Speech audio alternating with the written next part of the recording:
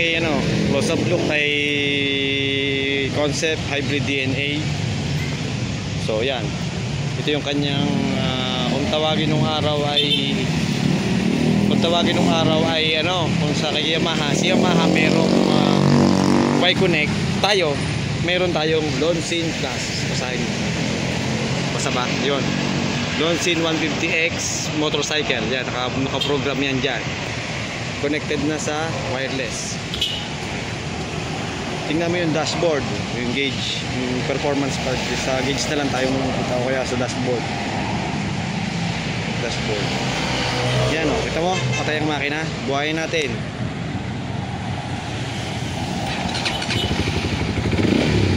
Yan. Lahat yan gumagana, horsepower at saka yung torque. Ayan, pumapalo lahat yan. Ganyan ka-advance si buksan natin yung DRL, Hyper DRL. Wow, naka Hyper DRL oh. Ayan oh, ganyan kalupit yan. Marami akong tanda dyan. Tapos yung makina niyan, yung mga clutch lining set niyan ay naka na yan, naka hyper clutch. Ito, yung ordinaryong Flash 150X natin 4 holes, ito 5 holes. Tinatago ko lang para yung mga mambubulaga na lang. Yung ordinaryong clutch assembly natin, yung stock na clutch assembly nito 4 holes. Ito naka 5 holes to. Yan. Tsaka pag nagkakalas ako ng bawa nag-upgrade ako ng clutch disc, hindi ako nagkakalas ng buong crankcase. Nagkakalas ako cap lang. Yan ang gusto ko kay K56 na ganito na bali ito, may K56 na walang tornilyo, walang ganito. Ito kasi ay concept version. Yan, may mga ganyan. Lahat ng may mga access. Lahat ng function, ito may access ka sa sa clutch lining, pwede mo mapalitan ng salamin. Ito may access ka sa pagkikinig chisel kung gusto mo linisin ang filter, yung kanyang strainer. Kung makikita mo, kung titingnan mo, kung may ribaba, matitingnan mo. Yan. Ano naman kung gano'ng kaganda yan pagka sa gabi, lalo na sa gabi, araw pa yan, liwanag niya Yan ang Hyper DRL, kagaya nito nasa harap. Tingnan natin yung engine. Sa engine, makikita mo naman yung coolant intake. Malamig yung pumapasok na hangin sa makina. Yan ang tinatawag na intake.